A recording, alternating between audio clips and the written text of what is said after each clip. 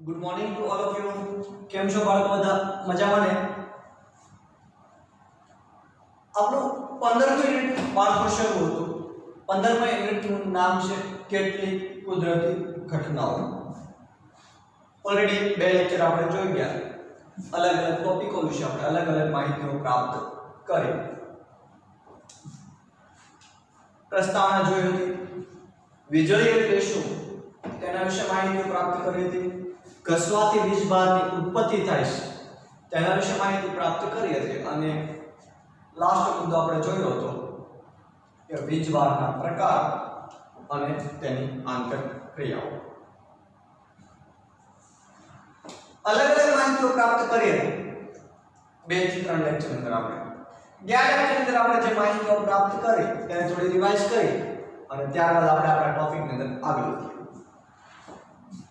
ગયા લેક્ચર અંદર આપણે જે માહિતીઓ પ્રાપ્ત કરી હતી તેમાં ખાસ જે ટોપિક હતો કે ભાઈ વીજભારના પ્રકાર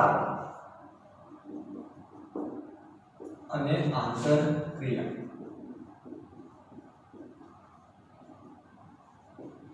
વીજભારના પ્રકારો અને તેમની વચ્ચેની આંતરક્રિયાઓ કેવી રીતે થાય છે એના વિશે આપણે માહિતી પ્રાપ્ત કરી હતી. ઘસવાથી વીજભારની ઉત્પત્તિ થાય છે તે માહિતીઓ પણ આપણે જોઈ હતી. ભાઈ કોઈ રેશમનું કાપડ કે ઊનનું કાપડ હોય તેની સાથે કાચના સળિયાને જો ઘસવામાં આવે ત્યારબાદ કાગળના નાના ટુકડા નજીક લઈ જવામાં આવે તો કાગળના નાના ટુકડા તે આકર્ષે છે. એટલે એક તારણ પર આવ્યા કે ઘસવું એટલે ઘર્ષણ થવું. ઘર્ષણ થાય એટલે બંને પદાર્થો પર વીજભારો ઉત્પન્ન થાય. આ વીજભાર જે ઉત્પન્ન થાય છે, વીજભાર ધારણ કરે છે, વીજભાર ઉત્પન્ન થાય છે અથવા તો વીજભાર જે ધારણ કરે છે તેવા પદાર્થોને વીજભારિત પદાર્થો તરીકે ઓળખવામાં આવે છે. ક્લિયર? એમાં ફુગાને આપણે ઊન સાથે ઘર્ષણ પછી કાગળના ટુકડા સાથે આકર્ષણ થાય કે નથી થતું તે જોયું. વીજભારિત છે કે નથી તે જોયું. પછી રબર હોય એને ઊન સાથે ઘસવું. આમ અલગ અલગ આપણે અલગ અલગ પદાર્થોને અલગ અલગ પદાર્થો સાથે ઘસવામાં આવ્યા. કાગળના ટુકડાને આકર્ષે કે નથી આકર્ષતા, પદાર્થ છે વીજભારિત થાય કે નથી થતો તેની વાત આપણે કરી હતી. પછી વીજભારના પ્રકારો અને આંતરક્રિયા. તો વીજભારના મુખ્યત્વે 2 પ્રકારો છે. કેટલા? 2 પ્રકાર. क्या? तो ધન વીજભાર અને બીજું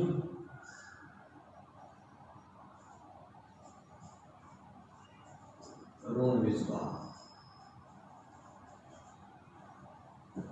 ધન વીજભાર અને ઋણ વીજભાર આ બેના પ્રકારો છે.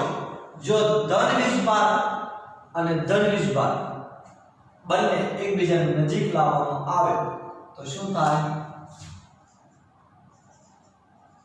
ધન વીજભાર નજીક લાવવામાં આવે તો અપાકર્ષણ.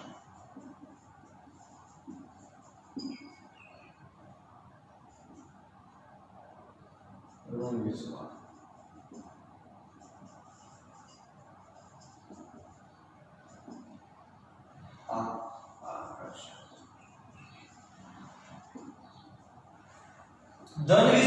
ધન વીજભાર બે સમાન વીજભાર ધરાવતા હોય, બંને વીજભારો જો એકબીજાની નજીક હોય તો શું થાય? અપાકર્ષણ થાય. ઋણ વીજભાર એકબીજાની નજીક હોય તો શું થાય? અપાકર્ષણ. પરંતુ આ બંને વીજભારો નજીક લાવવામાં આવે તો આકર્ષણ. આ બંને વીજભારો ધન વીજભાર અને ઋણ વીજભાર એકબીજાની નજીક આવે તો આકર્ષણ થાય છે. એ જ રીતના ઋણ વીજભાર અને ધન વીજભાર એકબીજાની નજીક આવે તો પણ આકર્ષણ થાય.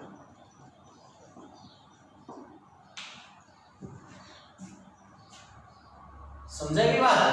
કે ભાઈ ધન વીજભાર અને ધન વીજભાર બંને એકબીજાની નજીક આવે તો અપાકર્ષણ. ઋણ વીજભાર બંને એકબીજાની નજીક આવે તો અપાકર્ષણ થાય. આપણે પ્રવૃત્તિમાં જોયું હતું કે ફુગાને રેશમ અથવા ઊનના કાપડ સાથે ઘસ્યા પછી બંને ફુગાને એકબીજાની નજીક લાવ્યા તો બંને ફૂગા એકબીજાથી દૂર ગયા. એ જ રીતના રિપીલ હોય છે અને રેશમના ટુકડા સાથે ઘસે બંને રિપીલને નજીક લાવવાનો પ્રયત્ન કર્યો તો બંને રિપીલ એકબીજાને દૂર ગઈ. પરંતુ ફૂગો અને રિપીલ બંનેને એકબીજાને નજીક લાવવાનો પ્રયત્ન કર્યો તો બંને એકબીજાને આકર્ષે છે, પોતાની તરફ ખેંચે છે. તો એનો મતલબ સ્પષ્ટ થયો કે જે બંને ફુગા પર જે વીજભારો ઉત્પન્ન થયા, બંને ફુગા પર જે વીજભારો ઉત્પન્ન થયા હતા એ બંને વીજભારો કેવા હતા? સમાન પ્રકારના વીજભારો હોવાના કારણે આ સમાન વીજભારો વચ્ચે અપાકર્ષણ જોવા મળે છે. જ્યારે રિપીલ અને ફુગો બંને જ્યારે એકબીજાની નજીક આવે છે એનો મતલબ એવો થાય કે આ ફુગા ઉપર ઋણ વીજભાર હશે તો રિપીલ ઉપર ધન વીજભાર, જો રિપીલ ઉપર ઋણ વીજભાર તો ફુગા ઉપર ધન વીજભાર. ટૂંકમાં ઓપોઝિટ વિરુદ્ધ વીજભારો એકબીજાની ઉપર રહેલા હોય તો એમાં આકર્ષણ જોવા મળે. ક્લિયર? તો ફુગો અને રિપીલમાં અલગ અલગ વીજભારો રહેલા હતા એટલે બંને વચ્ચે આકર્ષણ જોવા મળ્યું હતું. જ્યારે બંને ફુગા અને બંને રિપીલ છે એમાં બંનેમાં સમાન પ્રકારના વીજભારો રહેલા હતા અને તેની બંને વચ્ચે અપાકર્ષણ જોવા મળ્યું હતું. તો આ જે મિત્રો વીજભારના પ્રકારો પરીક્ષા લક્ષી મહત્વનો પ્રશ્ન બનીને વીજભારના પ્રકારો કેટલા ને ક્યાં કે ખબર? ધન વીજભાર અને ઋણ વીજભાર બે મુખ્યત્વે પ્રકારો છે. બે સમાન વીજભાર ધન વીજભાર નજીક આવે કે ઋણ વીજભાર નજીક આવે તો અપાકર્ષણ થાય. ધન અને ઋણ બંને એકબીજાની નજીક આવે તો આકર્ષણ થાય છે. ક્લિયર? આટલી વસ્તુ આપણે ગયા લેક્ચરની અંદર જોઈ હતી, જે તમને રિવાઇઝ કરાવવાનો પ્રયત્ન કર્યો છે. ઘસવાથી વીજભારની ઉત્પત્તિ થાય છે. ઘસવું એટલે ઘર્ષણ ઉત્પન્ન થાય. ઘર્ષણ ઉત્પન્ન થવાને કારણે એની પર વીજભાર ઉત્પન્ન થતા હોય છે. સામાન્ય આપણે ઘરે બેઠા હોય તો પણ પ્રવૃત્તિ થઈ શકે કે પ્લાસ્ટિકની ફૂટપટ્ટી હોય અને માથામાં કોરા વાળ સાથે ઘસી અને કાગળના ટુકડા સાથે નજીક લઈ જવામાં આવે કાગળના ટુકડાને તો શું થાય છે? એ કાગળના નાના ટુકડાને પટ્ટી છે પોતાની તરફ આકર્ષે છે. ક્લિયર? અહીં તો જ્યારે પ્રથમ વખત લઈ ગયા ઘસ્યા પહેલા તો પટ્ટી છે એ કાગળના ટુકડાને આકર્ષતી નહોતી, પરંતુ એને ઘસવામાં આવ્યું એટલે પદાર્થ પેલો ફૂટપટ્ટી છે એને ઘસી રેશમના ટુકડા સાથે કે ઊનના કાપડ સાથે કે પોલિસ્ટરના કાપડ સાથે તો એની પર વીજભાર ઉત્પન્ન થયો એટલે પટ્ટી છે વીજભારિત પદાર્થ થઈ. વીજભારને ધારણ કર્યો વીજભારિત પદાર્થ પટ્ટી. તો હવે કાગળના ટુકડાને નજીક લઈ જવામાં આવે તો કાગળના ટુકડાને પોતાની તરફ આકર્ષે છે. આમ ઘસવાથી વીજભારોની ઉત્પત્તિ થાય છે. ક્લિયર? હવે આપણે આપણા લેક્ચરની અંદર આગળ વધીએ એટલે કે નવા ટોપિક તરફ આગળ જઈએ તો આવે છે વીજભારનું વહન. નવો જે ટોપિક આવે છે તે આવે છે વીજભારનું વહન. કે ભાઈ વીજભારો જે ઉત્પન્ન થાય છે પદાર્થો એનું વહન કેવી રીતના થાય અથવા તો વહન થઈ શકે કે નથી થઈ શકતું તેની વાત. તો વીજભારનું વહન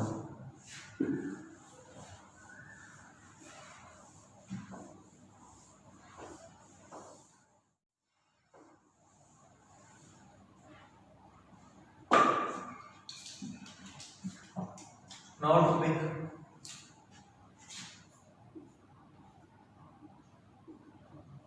વીજ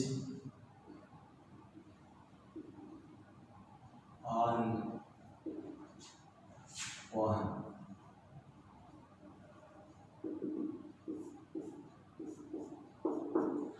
વીજભારનું વહન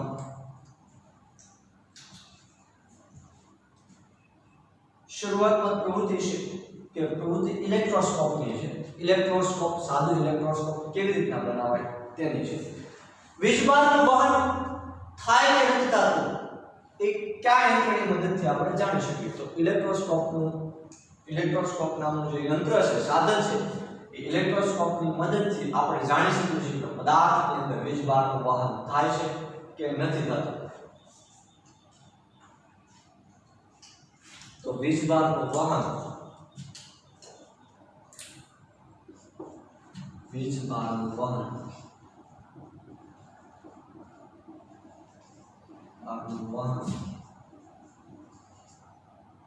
થાય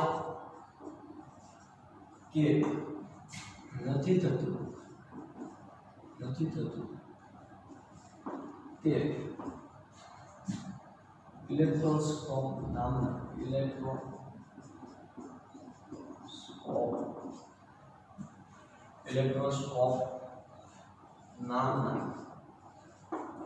સાધનની મદદથી જાણી શકાય છે।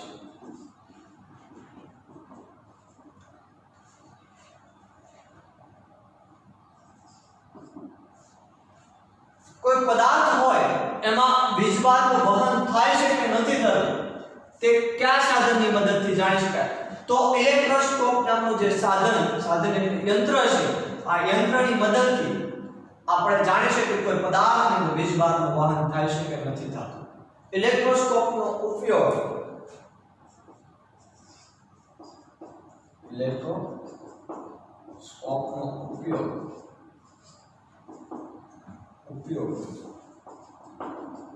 कोई पदार्थ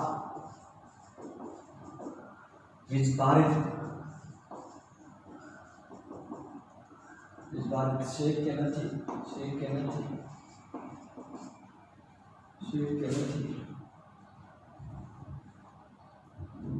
તે જાણવા માટે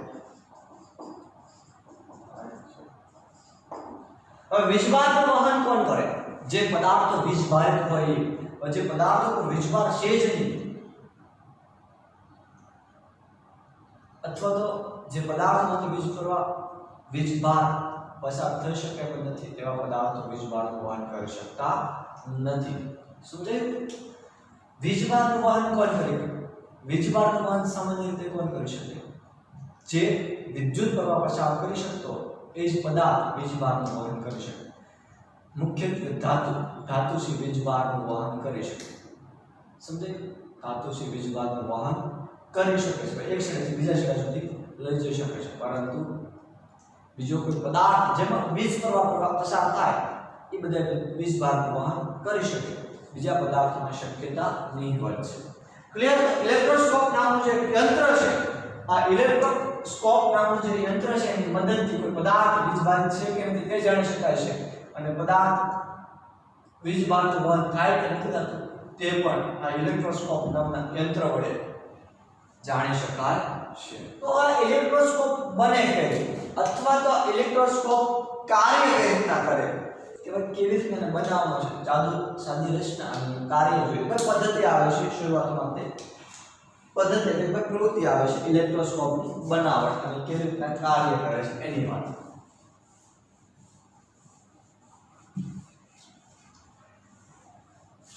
પરીક્ષામાં પ્રશ્ન આવી શકે આ પ્રવૃત્તિમાં પ્રશ્ન આવી શકે કે ઇલેક્ટ્રોસ્કોપની રચના અને કાર્યો જણાવો। આકૃતિ ડ્રો કરવાની ના કે પરંતુ એવું જરૂર કે ઇલેક્ટ્રોસ્કોપની રચના અને કાર્યો જણાવો। સમજાયું? તો પ્રવૃત્તિ કંઈક આવી છે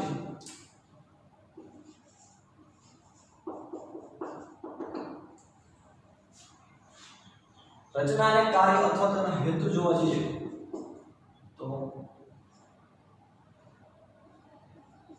હેતુ ઇલેક્ટ્રોસ્કોપની બનાવટ અને કાર્ય ઇલેક્ટ્રોસ્કોપની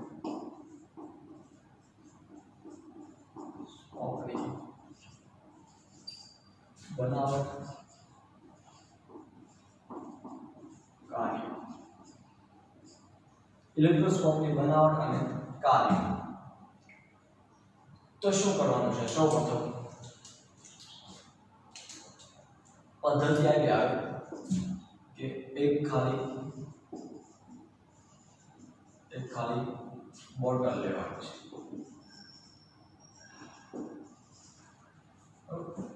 છે એક ખાલી બોટલ લેવાનું છે એક કાર્ડ પેપર તેના પર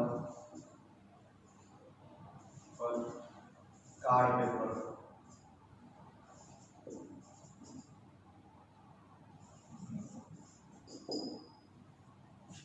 एक पेपर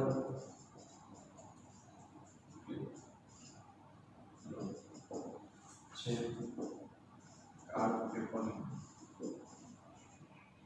પેપરને લંબ કરે તે રીતે કાર્ડ પેપર દાખલ કરો.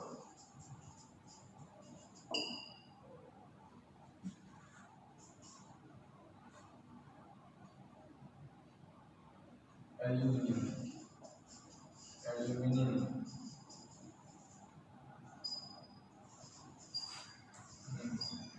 બે પટ્ટીઓ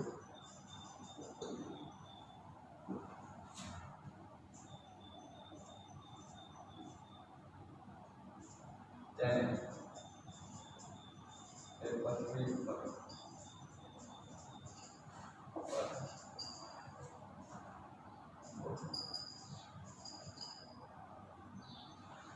બોર્ડ ઉપર પદ્ધતિના ટૂંકા ટૂંકા પોઈન્ટ લખ્યા છે, વિસ્તારથી સમજાવું છું.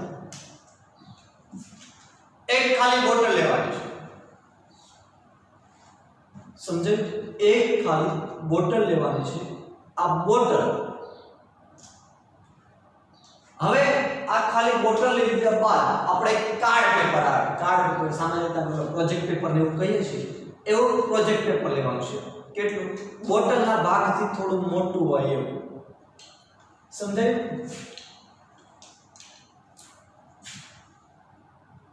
માની લો આ મેં બોટલ લીધી છે, આ બોટલ. હવે સાહેબ આ ક્યાં બોટલ જેવું દેખાય છે? શબ્દ બોલ્યો છું, માની લો કે આ બોટલ છે, આ છે એનું ઢાંકણું છે. હકીકતમાં તો બોટલ આવી છે ગોળાકાર સ્વરૂપે હોય છે, પરંતુ આપણે સીધી સાદી બોટલ લઈ લીધી, બરોબર? આનું ઢાંકણું છે એટલે મુખવાળો ભાગ છે, તો આ છે બોટલ, બરોબર? ક્લિયર? હવે શું કરવાનું છે?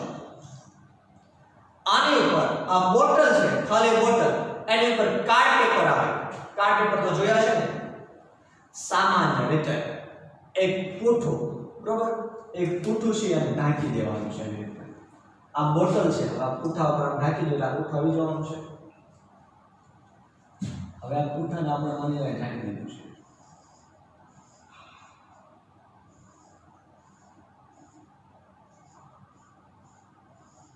અહીંયા 3D પેઇન્ટિંગ થઈ શકે નહીં, 3D પેઇન્ટિંગ થઈ શકે નહીં. એટલે આ પૂઠું છે, આ પૂઠાને બોટલ ઉપર ઢાંકી દીધું છે.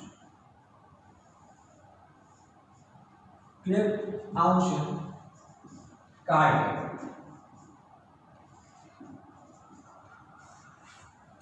આ કાર્ડ આ પૂઠાને આવી રીતે ઢાંકી દીધું છે બોટલ ઉપર. હવે શું કરવાનું છે? એક ધાતુની પેપર ક્લિપ, એટલે ધાતુનો કોઈ સળિયો લેવાનો છે. સાદી ભાષામાં કહીએ તો ધાતુનો એક સળિયો લેવાનો છે, અથવા તો પેપર ક્લિપ કે ભાઈ ધાતુની નાની એવી પટ્ટી હોય એ લેવાની. ધાતુની નાની એવી પટ્ટી અથવા સળિયો લેવાનો છે. હવે શું કરવાનું છે? આ સળિયો લઈ લીધો એટલે પેપર ક્લિપ લેવાઈ ગઈ. આ પેપર ક્લિપ લેવાઈ ગઈ તો આ પેપર ક્લિપને આ કાર્ડબોર્ડને, કાર્ડ પેપર છે એને લંબ રહે એ રીતના દાખલ કરવાની છે અડધી બોટલ. તો માની લો આ ધાતુનું આ લંબ રહે. ક્લિયર? આમ છે પેપર ક્લિપ.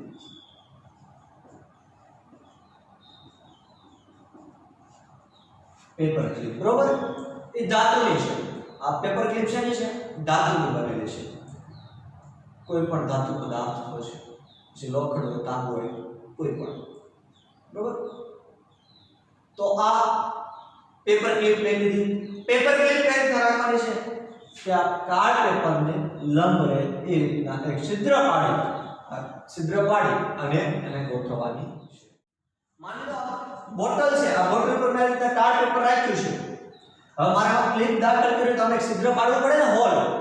તો આ છિદ્ર પાડી, હોલ પાડી અને ઢાંકણ ઉપર મૂકી દીધી છે. તો શું થશે? આ અડધી પેપર ક્લિપ બહાર હશે, અડધી અંદર રહેશે.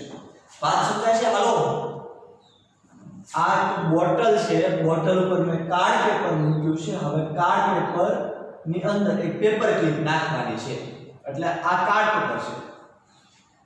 એક સમજાવવાનો પ્રયત્ન કરું છું. માની લો કે હાથ છે નીચે બોટલ છે, એની પર મેં કાર્ડ પેપર મૂકી દીધું છે, એટલે આ ભાગ છે બુકનો એ કાર્ડ પેપર છે. હવે મારે આને લંબરે એ રીતના પેપર ક્લિપ દાખલ કરવાની છે અંદર. ક્યાં? આ નીચેનો ભાગ છે બોટલ એમાં. તો મારે આમ છિદ્ર પાડવું પડે ને. આ મારા હાથમાં પેપર ક્લિપ હોય તો હું આમ છિદ્ર પાડું એટલે હોલ પાડું તો જ પેપર ક્લિપ નીચેના ભાગમાં જશે. તો અડધી બહાર અને અડધી અંદર. આ લંબ રે એ લંબ એટલે મેથેમેટિક્સ બંને વચ્ચે 90 ડિગ્રીનો ખૂણો બનવો જોઈએ. બે વચ્ચે 90 ડિગ્રીનો 90 ડિગ્રીનો ખૂણો બને તો એ બંને એકબીજાને લંબ ગણાય છે. સમજાયું? તો આ લંબ બંને વચ્ચે 90 ડિગ્રીનો ખૂણો બને છે. ક્લિયર? તો આ પેપર ક્લિપ હું હવે આને પેપર ક્લિપને આ કાર્ડ પેપરમાં છિદ્ર પાડી અને અડધી નીચે જાય અને અડધી બહાર જાય એવી રીતના અડધી બોટલની અંદર ને અડધી બહાર એવી રીતના પેપર ક્લિપને ફિટ કરું. હવે શું કરવાનું છે? તો હવે બે એલ્યુમિનિયમની પટ્ટીઓ લેવાની છે. આટલી વસ્તુ થઈ ગઈ. બે એલ્યુમિનિયમની પટ્ટી લેવાની છે. આ બે એલ્યુમિનિયમ ફોઇલ એટલે પટ્ટી. આ બે એલ્યુમિનિયમની પટ્ટીઓ છે એને આની નીચે ગોઠવવાની છે.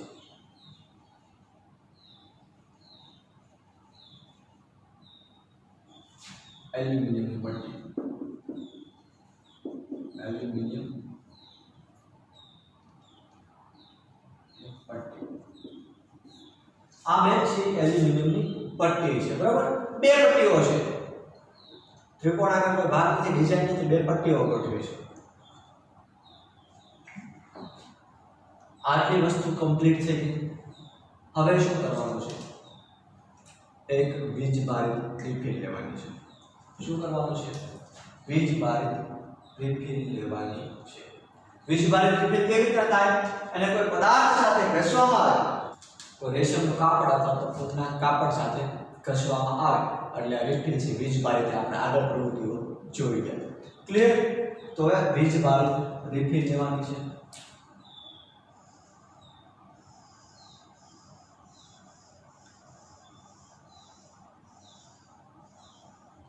આ થઈ ગઈ વીજ ભારિત રિફિલ. વીજ ભારિત રિફિલ. ક્લિયર? હવે આ વીજ ભારિત જે રિફિલ છે એને પેપર ક્લિપ ને સ્પર્શ કરાવવામાં આવે. વીજ ભારિત જે રિફિલ છે આ વીજ ભારિત રિફિલને પેપર ક્લિપ છે એની સાથે સ્પર્શ કરાવવામાં આવે તો શું થાય છે? શું અવલોકન થાય છે? તો જ્યારે વીજ ભારિત રિફિલને પેપર ક્લિપની સાથે સ્પર્શ કરાવવામાં આવે છે ત્યારે આ જે એલ્યુમિનિયમની પટ્ટીઓ છે એ પહોળી થાય છે. એટલે વીજ ભારિત જે રિફિલ હતી, આપણે આગળ જોઈ ગયા કે વીજ ભારિત રિફિલોને હાથ ના અડકે એનું ધ્યાન રાખજો. શું કામ? કે હાથ અડકે તો જે વીજ ભાર ધારણ કરેલો હોય ક્યાં શરીરને હાથ અંદર જતો રહે. એમ કોઈ ધાતુની પટ્ટીને ના અડે તેનું પણ ધ્યાન રાખવાનું, નહીતર એ ધાતુની અંદર જતો રહે. તો આ વીજ ભારિત રિફિલ છે, બરાબર? વીજ ભાર ધારણ કરેલો છે, એને ધાતુના ટુકડાની જગ્યાએ આ પેપર ક્લિપ સાથે સ્પર્શ કરાવવામાં આવે એટલે આ વીજ ભાર જે ધાતુની વીજ ભાર જે આ રિફિલ ઉપર હતો એ ક્યાં આવી ગયો? ધાતુની પટ્ટી ઉપર આવી ગયો. ધાતુની પટ્ટી પર આવી ગયો. હવે ધાતુ છે વીજભારનું વાહક છે, એટલે ધાતુ છે વીજભારનું વાહક છે એટલે અહીં જે વીજભાર આવ્યો એ સીધો તે વહન કરીને ક્યાં આવ્યો? અહીંયા સુધી આવ્યો. સમજાયો? હવે શું થયું? બંને એલ્યુમિનિયમની પટ્ટીઓ દૂર ગઈ, એકબીજાથી પહોળી થઈ. કારણ બંને એલ્યુમિનિયમની પટ્ટીઓ દૂર ગઈ.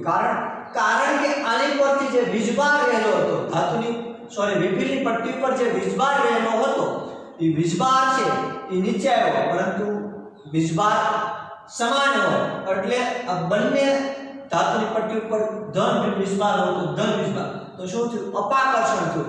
અપાકર્ષણ થવાના કારણે બંને એલ્યુમિનિયમની એલ્યુમિનિયમની પટ્ટીઓ પહોળી થઈ.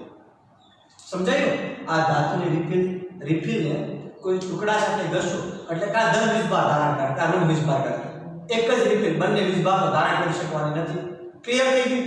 હવે આ રિફિલ જે વીજભારિત છે ધન હોય કે ઋણ હોય, બરોબર? હવે એને ધાતુની પટ્ટી સાથે પેપર ક્લિપ સાથે સ્પર્શ કરાવવામાં આવ્યું. તો પેપર ક્લિપ સાથે સ્પર્શ કરાવ્યો એટલે અહીંયા આવશે ધાતુની પટ્ટી છે, ધાતુ છે વિદ્યુતનું વાહક છે. ક્લિયર? ધાતુ પટ્ટી છે વિદ્યુતનું વાહક છે, માનવ છે વિદ્યુતનું વાહક છે. તો વીજભારનો સ્પર્શ કરવામાં આવ્યો એટલે શું થયું? જે વીજભાર અહીંયા આવ્યો એનું વહન થયું અને એ નીચે સુધી આવ્યો. નીચે સુધી આવ્યો એટલે બંને એલ્યુમિનિયમની પટ્ટીઓ પર સમાન પ્રકારના વીજભાર ભેગા થઈ ગયા. સમાન. હવે અહીંથી માની લો કે આ કોઈ નળી છે, નળીમાંથી પાણી દાખલ કરવામાં આવે તો બંને એલ્યુમિનિયમ અથવા તો બંને જે ભાગ હોય પાણી આવે ને કે ઉપરથી દાખલ કર્યું પાણી, પછી આ બંનેમાંથી પાછી એકમાં કેરોસીન ને એકમાં પાણી નીકળે નહીં. નીકળે? ના નીકળે. એમ વીજભાર સમાન જ હતો રિફિલ ઉપર, કેમ કે રિફિલ ઉપર એક જ વીજભાર હોય, કા ઋણ હોય કા ધન હોય. તો આ ઋણ હોય તો ઋણ અને ધન હોય તો ધન વીજભાર. આ ધાતુની પટ્ટીમાં અહીંયા આવ્યો, ત્યાંથી વહન થઈને અહીંયા આવ્યો. હવે આ ધાતુની જે પટ્ટીઓ છે એમાં કા ધન વીજભાર ભેગા થઈ ગયા કા ઋણ વીજભાર ભેગા થઈ ગયા. અને આ ધાતુની પટ્ટીઓ વચ્ચે શું થયું? અપાકર્ષણ થયું. ક્લિયર? અપાકર્ષણ થવાના કારણે આ બે એલ્યુમિનિયમ જે પટ્ટીઓ છે એકબીજાથી દૂર ગઈ. આગળ જોઈએ તો બીજો કોઈ આ રિફિલ નથી લીધી. આપણે રિફિલ નથી લીધી વીજભારિત પદાર્થ તરીકે. રિફિલમાં માત્ર ધન વીજભાર ઉત્પન્ન થયેલો છે, આપણે નથી લીધી. હવે બીજો કોઈ વીજભારિત પદાર્થ લો, બીજો કોઈ વીજભારિત પદાર્થ લો અને આ પટ્ટી સાથે પેપર ક્લિપ સાથે ઉપર સ્પર્શ કરાવો તો વીજભારનું વહન થઈ નીચે આવે છે, ફરી પાછી એલ્યુમિનિયમની પટ્ટીઓ દૂર જાય છે. રિફિલ નથી લીધી, બીજો કોઈ પદાર્થ લીધો છે, પદાર્થ વીજભારિત છે, તે પદાર્થને પેપર ક્લિપ સાથે સ્પર્શ કરવામાં આવે તો શું થાય છે? ફરી પાછી એલ્યુમિનિયમની પટ્ટીઓ એકબીજાથી દૂર જાય છે. કેમ? કે ભાઈ બીજો જે પદાર્થ લીધો, માની લો રિફિલ ઉપર ધન વીજભાર હતો, બીજો જે પદાર્થ ઋણ વીજભાર વાળો હતો, તો અહીંથી જે વહન થયું, અહીં ઋણ વીજભાર, અહીંથી જે વહન થયું તો બંને એલ્યુમિનિયમ પટ્ટી ઉપર કયો વીજભાર આવ્યો? ઋણ વીજભાર આવ્યો. તો આપણે શીખી ગયા છે બે સમાન પ્રકારના વીજભાર એકબીજાની નજીક આવે છે ત્યારે અપાકર્ષણ થાય છે. આપણે શીખી ગયા છે ભાઈ સમાન પ્રકારના વીજભાર બંને એકબીજાની નજીક આવે ત્યારે બંને વચ્ચે અપાકર્ષણ થાય છે. ક્લિયર? તો રિફિલની જગ્યાએ બીજો કોઈ વીજભારિત પદાર્થ લેવામાં આવ્યો તો શું થયું? એ જ પુનરાવર્તિત ઘટના જોવા મળી કે બંને એલ્યુમિનિયમ પટ્ટીઓ છે એકબીજાથી દૂર ગઈ. ક્લિયર? તો આમ આવી રીતના ઇલેક્ટ્રોસ્કોપનો ઉપયોગ કોઈ પદાર્થ વીજભારિત છે કે નથી તે જાણવા માટે થાય છે. તો નિર્ણય શું આવે? પ્રવૃત્તિના અંતે નિર્ણય એવો આવે કે ઇલેક્ટ્રોસ્કોપનો ઉપયોગ કોઈ પદાર્થ વીજભારિત છે કે નથી તેની ચકાસણી માટે થાય છે.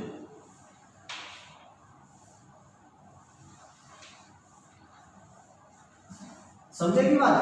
રિફિલ વીજભારિત છે કે નથી તેની ચકાસણી થઈ ને કે રિફિલને આ પેપર ક્લિપ સાથે સ્પર્શ કર્યો તો બંને એલ્યુમિનિયમ પટ્ટીઓ દૂર થઈ. એનો મતલબ એવો છે કે રિફિલ છે વીજભારિત છે. જો રિફિલ વીજભારિત ના હોત તો આ એલ્યુમિનિયમ પટ્ટીઓ એકબીજાથી દૂર જાય નહીં. જાય? ન જાય. નિર્ણય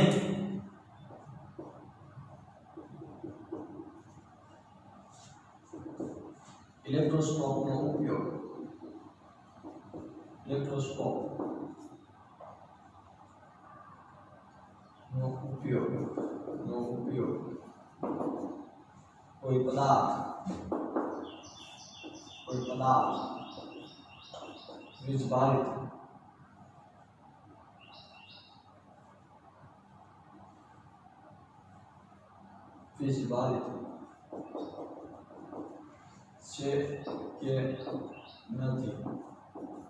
કોઈ પદાર્થ વીજભારિત છે કે નથી તે ચકાસવા માટે થાય છે. ઇલેક્ટ્રોસ્કોપનો અને નિર્ણય શું આવે? ઇલેક્ટ્રોસ્કોપનો ઉપયોગ કોઈ પદાર્થ વીજભારિત છે કે નથી તે ચકાસવા માટે થાય. આ રીતની જગ્યાએ બીજો કોઈ પદાર્થ લો વીજભારિત એ છે કે નથી તે ચકાસવું હોય તો કેવી રીતના ચકાસી શકાય? કે ભાઈ રીતે પેપર ક્લિપને સ્પર્શ કરાવવાનો, જો બંને એલ્યુમિનિયમની પટ્ટીઓ દૂર જાય તો પદાર્થ વીજભારિત છે. જો એલ્યુમિનિયમની પટ્ટી પર કોઈ અસર જોવા ના મળે તો એનો મતલબ સ્પષ્ટ થાય કે આ પદાર્થ છે વીજભારિત નથી.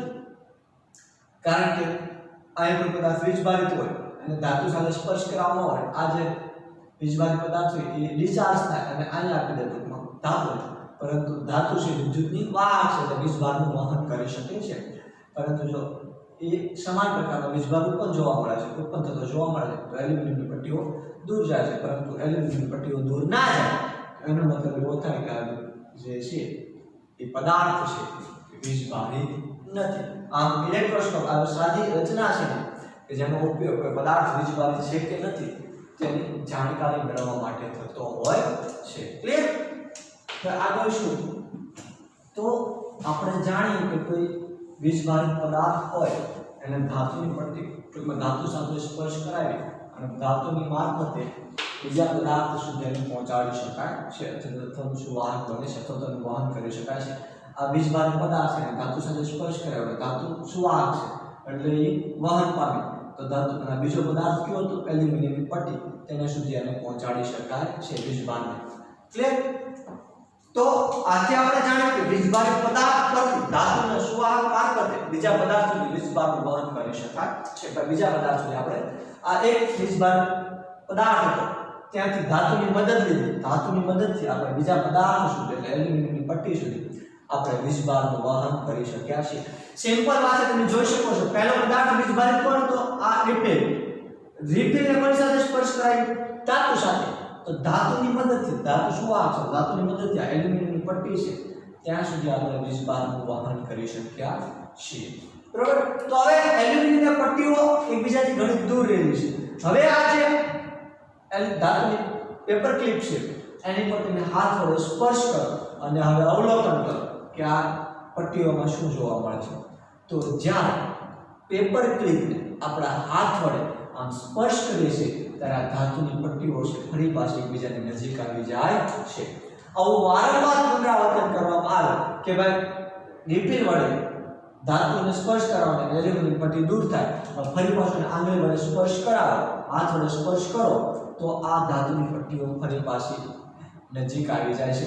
રિફિલ સ્પર્શ કરે છે તો એલ્યુમિનિયમ પટ્ટીઓ દૂર જશે, જ્યારે આંગળી વડે એલ્યુમિનિયમ પટ્ટીઓ દૂર ગઈ હોય ત્યારે આમ આંગળી વડે સ્પર્શ કરીએ હાથ વડે તો એલ્યુમિનિયમ પટ્ટીઓ છે આપણી નજીક આવી જાય, સોરી એલ્યુમિનિયમની પટ્ટીઓ છે ફરી પાછી એકબીજાની નજીક આવી જાય છે. આવું કેમ? તો આપણું શરીર છે એ વીજભારનું વહન કરે છે. સારી રીતે ખબર છે કે માનવ શરીર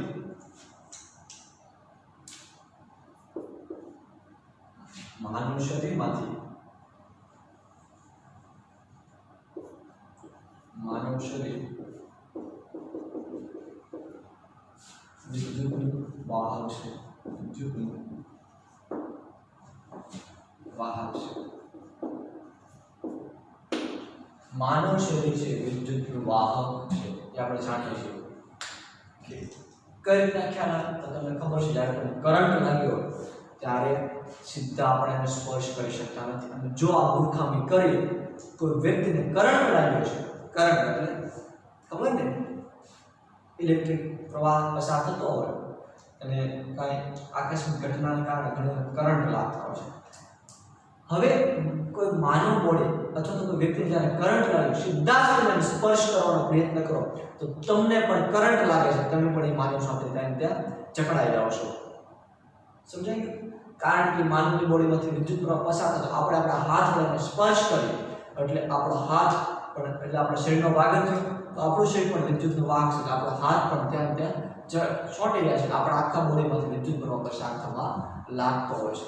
એટલે ખાસ વસ્તુ મિત્રો, જ્યારે કોઈ વ્યક્તિને કરંટ લાગ્યો હોય ત્યારે સીધું ક્યારેય હાથ વડે સ્પર્શ કરવાનો અથવા તો પોતાના શરીર વડે એ વ્યક્તિને સ્પર્શ કરવાનો પ્રયત્ન ભૂલથી પણ કરવાનો નહીં. જો આ પ્રયત્ન કરશો તો તમારી હાલત એ જ થશે જે સામેના વ્યક્તિને થઈ રહી છે કરંટ લાગવાના કારણે. કરંટ લાગ્યો હોય તો સૌપ્રથમ તમારે શું કરવાનું છે? આજુબાજુ તમને કેપેબલ હો તો તમે જે ઇલેક્ટ્રિક પ્રવાહ પસાર થતો હોય એને ઓફ કરી દો. જો એ પોસિબલ ના હોય તો લાકડા જેવા કોઈ પદાર્થનો ઉપયોગ કરી, લાકડાના દંડા જેવા કોઈ પદાર્થનો ઉપયોગ કરી અને વ્યક્તિને દૂર ખસેડવાનો પ્રયત્ન કરવાનો છે. લાકડા જેવા કોઈ પદાર્થનો ઉપયોગ કરી લાકડાનો પદાર્થનો લાકડું છે કે પ્લાસ્ટિક છે તો પદાર્થનો ઉપયોગ કરીને તે વ્યક્તિને દૂર ખસેડવાનો પ્રયત્ન કરવાનો છે ક્લિયર ભૂલથી પણ લોખંડ કે ધાતુની કોઈ વસ્તુની ઉપયોગ કરી અથવા તે વસ્તુની મદદથી એ વ્યક્તિને દૂર ખસેડવાનો પ્રયત્ન કરવાનો નથી કારણ કે ધાતુ છે બધી વિદ્યુતની વાહક છે ધાતુ છે વિદ્યુતની વાહક છે તો લોખંડની પાઇપ પર એ વ્યક્તિને દૂર ખસેડવાનો પ્રયત્ન કર્યો તો વ્યક્તિમાં કરંટ પસાર થઈ રહ્યો છે એ જ કરંટ ધાતુ અથવા લોખંડની પાઇપમાં આગળ વધે છે અને સીધો આપણા સુધી આવે છે કારણ કે ધાતુ છે વિદ્યુતની વાહક છે ધાતુમાંથી વિદ્યુત પ્રવાહ પસાર થઈ શકે છે તો એનો કોઈ મીનિંગ હોય એ તો પણ આપણને કરંટ લાગે જો લોખંડની પાઇપનો ઉપયોગ કરીએ તો કોઈ પણ ધાતુની લોખંડની પરંતુ આપણે સામાન્ય રીતે આપણે આજુબાજુ લોખંડની વસ્તુ વધારે જોવા મળતી છે ઘરની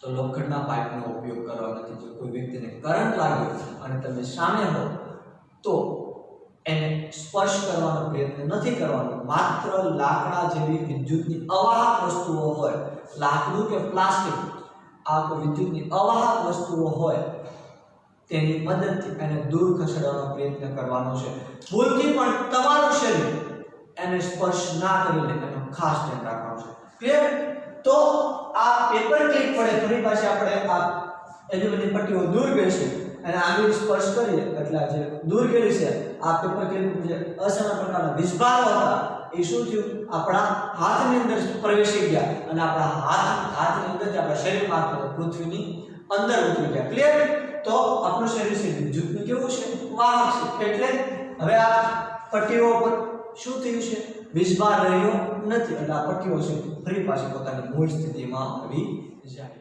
આ થવાનું કારણ ખબર પડે ને કે આ પટ્ટીઓ પહેલા દૂર શું કામ હતી એમાં અસમાન વિસ્ભારો રહેલા હતા જે આપણે રિપીટ મારફતે મેળવ્યા હતા અસમાન વિસ્ભારો હતા એટલે અસમાન જ્યારે વિસ્ભારો હતા કે એકબીજાની નજીક આવે નહીં દૂર દૂર રહે ક્લિયર હવે આપણે શું કર્યું આંગળી ઉપર સ્પર્શ કર્યો તો હાથ સ્પર્શ કર્યો એટલે આપણું શરીર છે વિદ્યુતનું વાહક છે વિસ્ભારનું વાહક છે તો આ જે અસમાન જે વિસ્ભારો હતા એ ક્યાં થયા ફરી પાછા ઉપર આવ્યા બરાબર અને આપણા શરીર મારફતે ક્યાં ઉતરી ગયા શરીર મારફતે પૃથ્વીની એટલે જમીનની અંદર ઉતરી ગયા તો આ જે અસમાન વિસ્ભારો હતા એવા અસમાન વિસ્ભારો ત્યાં રહ્યા નથી તો એલ્યુમિનિયમ પટ્ટી ફરી પાછી પોતાની મૂળ સ્થિતિમાં આવી જાય છે આ ક્રિયા વારંવાર કરવામાં આવે પુનરાવર્તિત કરવામાં તો આ જ પદ્ધતિ જોવા મળે છે અસમાન વિસ્ભાર જ્યારે આવે છે એલ્યુમિનિયમ પટ્ટી ઉપર ત્યારે દૂર થાય છે ફરી આપણે હાથ ડાળીએ એટલે અસમાન વિસ્ભારો જે પટ્ટી ઉપર રહેલા હતા એ હાથ ડાળી એટલે આપણે શરીર મારફતે અંદર જે પૃથ્વીમાં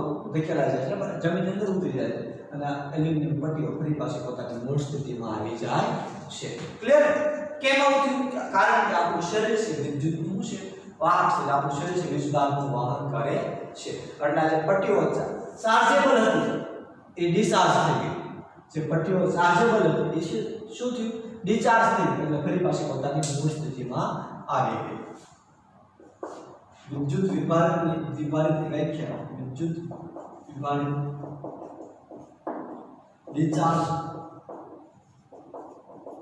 ડિસ્ચાર્જ થવાની ક્રિયા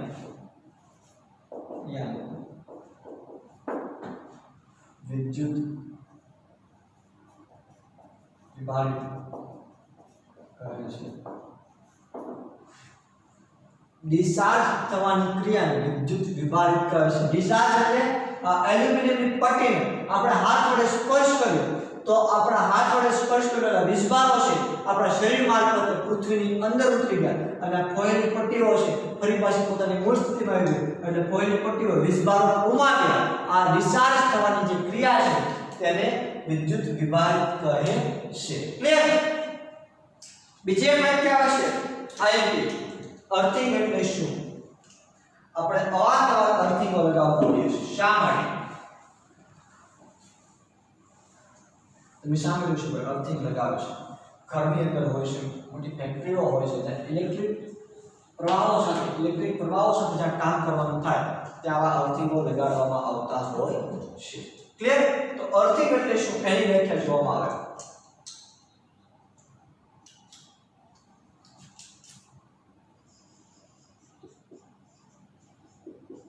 પરીક્ષા લક્ષી મહત્વનો પ્રશ્ન બની રહે ભાઈ અર્થિંગ એટલે શું તો પદાર્થ વીજભારિત પદાર્થથી વીજભારિત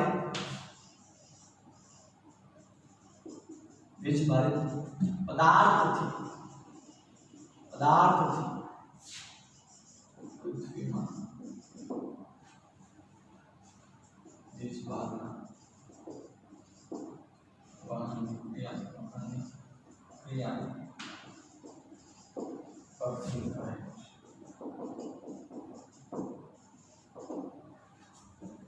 અર્થિંગ વીજભારિત પદાર્થથી પૃથ્વીમાં વીજભારના વહનની ક્રિયાને અર્થિંગ કહે છે. કોઈ વીજભારિત પદાર્થ હોય એ વીજભારિત પદાર્થથી પૃથ્વી સુધી જે વીજભારનું વહન થાય છે એની ક્રિયાને અર્થિંગ કહે છે. અર્થિંગ શું કામ કરવાનું તમને ખબર છે? ઘણી વખત ઇલેક્ટ્રિક પ્રવાહ છે એ અમુક પદાર્થની સપાટી સુધી આવી જતો હોય છે.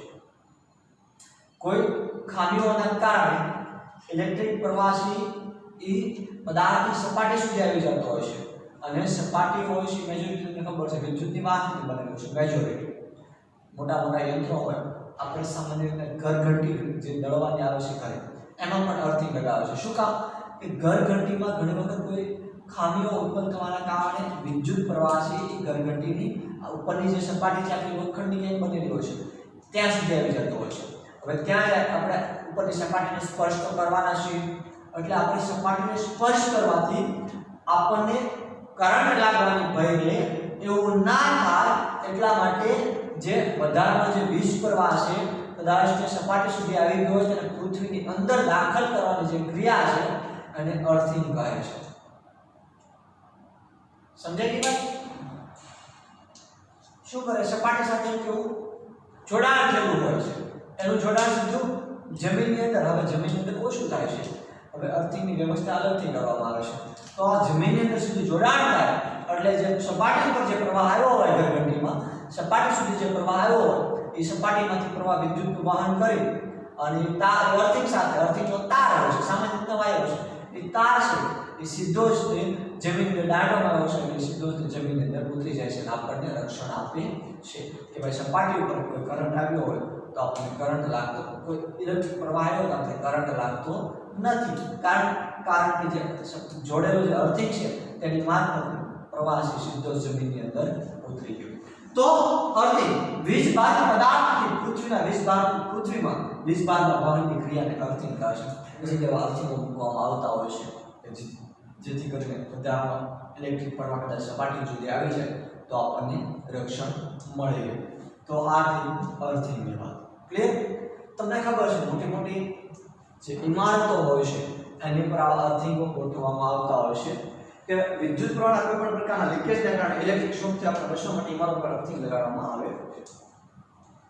આગળ આપણે જોઈશું વીજળી સામે સુરક્ષામાં કે ભાઈ અર્થિંગ શું કામ લગાડવામાં આવે છે. ઘણી વખત મોટી ઇમારતો હોય તેમાં ઘણીવાર વિદ્યુત પ્રવાહનું લીકેજ થઈ જાય ત્યારે એનાથી આપણને રક્ષણ પ્રાપ્ત થાય અને જે લીકેજ થયેલો પ્રવાહ છે અર્થિંગ મારફતે સીધો જમીનની અંદર ઉતરી જાય કોઈ બીજી જાનહાનિ ના થાય એની સાવચેતીના પગલા રૂપે ઇમારતો ઉપર આવા અર્થિંગો લગાડવામાં આવતા હોય છે. પરંતુ અર્થિંગો સામાન્ય રીતે બધી જગ્યાએ લગાડવામાં આવતા હોય છે પોતાની સલામતી માટે. ક્લિયર. તો આથી બાળકો અર્થિંગની વ્યાખ્યા જે પરીક્ષામાં પણ મહત્વની બની રહે કે વીજભારિત પદાર્થથી પૃથ્વીમાં વીજભારના વહનની ક્રિયાને અર્થિંગ કહે છે. ચાલો આપણા લેક્ચરને અહીં સુધી રાખીએ છીએ. આજે આપણે મુખ્યત્વે એક જ ટોપિક જોયો છે વીજભારનું વહન. આજે ટોપિક જોયો છે એમાં કેવી માહિતીઓ આપણે પ્રાપ્ત કરી છે તેનો ખ્યાલ સ્પષ્ટ કરીએ તો થોડું રિવાઇઝ કરીએ તો વીજભારનું કોઈ પદાર્થ વીજભારિત છે કે નથી એ કયા સાધનની મદદથી ખબર ઇલેક્ટ્રોસ્કોપની મદદથી. કોઈ પદાર્થ વીજભારિત છે કે નથી એ આપણે ઇલેક્ટ્રોસ્કોપના સાધનની મદદથી જાણી શકીએ છીએ. ત્યારબાદ આપણે ઇલેક્ટ્રોસ્કોપની આખી બનાવટની રચના જોઈ એમાં કેવી રીતે કાર્ય કરે છે. એમાં કોઈ વીજભારિત પદાર્થ હોય આપણે આકૃતિ બનાવટ જોઈએ. પછી નિર્ણય ઉપર આવે કે ભાઈ ઇલેક્ટ્રોસ્કોપની મદદથી કોઈ પદાર્થ વીજભારિત છે કે નથી તે જાણી શકાય છે. તે પણ આપણે જોયું. ત્યારબાદ આપણે જોયું કે ભાઈ સમાન વીજભારો એકબીજાની નજીક આવે છે એલ્યુમિનિયમની પટ્ટીઓ પર, એટલે એલ્યુમિનિયમની પટ્ટીઓ દૂર થાય છે, પરંતુ જો હાથ વડે સ્પર્શ કરવામાં આવે ઉપરની બાજુ પેપર ક્લિપને તો બંને એલ્યુમિનિયમની પટ્ટીઓ ફરી પાછી એકબીજાની નજીક પોતાની મૂળ સ્થિતિમાં આવી જાય છે। આવું શા માટે થાય છે?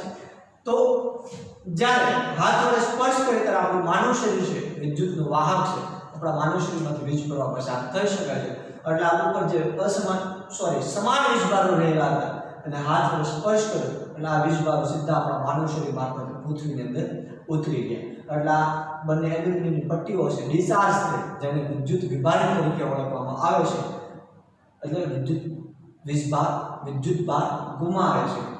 આ ડિસ્ચાર્જ થઈ અને આપણા શરીર મારફતે વીજભારો છે પૃથ્વીની અંદર ઉતરી ગયા, એટલે પૃથ્વીની અંદર દાખલ થઈ ગયા, તો આ ઘટનાને વિદ્યુત વિભાજન તરીકે ઓળખવામાં આવે છે। સાથોસાથ એ પણ જાણવા મળે છે કે એલ્યુમિનિયમની પટ્ટીઓ પર જે સમાન વીજભારો હતા, અપાકર્ષણના કારણે એલ્યુમિનિયમની પટ્ટીઓ દૂર હતી, તે વીજભાર ગુમાવે એટલે ફરી પાછી પોતાની મૂળ સ્થિતિમાં આવી જાય છે। આ વસ્તુ આપણે જોઈ હતી।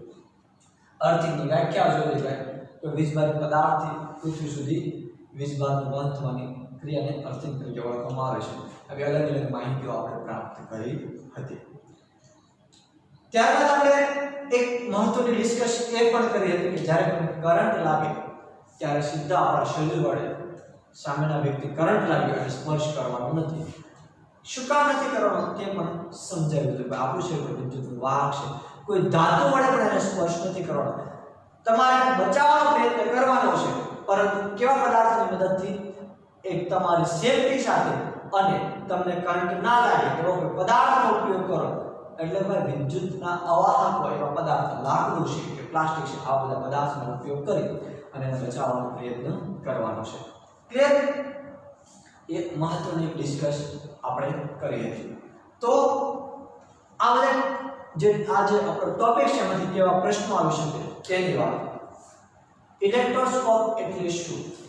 પહેલો પ્રશ્ન આવી શકે। બીજો પ્રશ્ન અર્થિંગ એટલે શું? ત્રીજો પ્રશ્ન એવો આવી શકે ઇલેક્ટ્રોસ્કોપની રચના અને કાર્ય જણાવો। આવા અલગ અલગ પ્રકારના પ્રશ્નો આવી શકે। બાળકો, નેક્સ્ટ લેક્ચરની અંદર આપણા ટોપિક તરફ જે બાકી ટોપિકો છે તેના તરફ આગળ વધીશું, બરાબર? આપણા લેક્ચરને અહીં સુધી રાખીએ છીએ। જે ટોપિકો બાકી રહ્યા છે એ આપણે નેક્સ્ટ લેક્ચર અંદર આગળ જોઈશું। Thank you very much.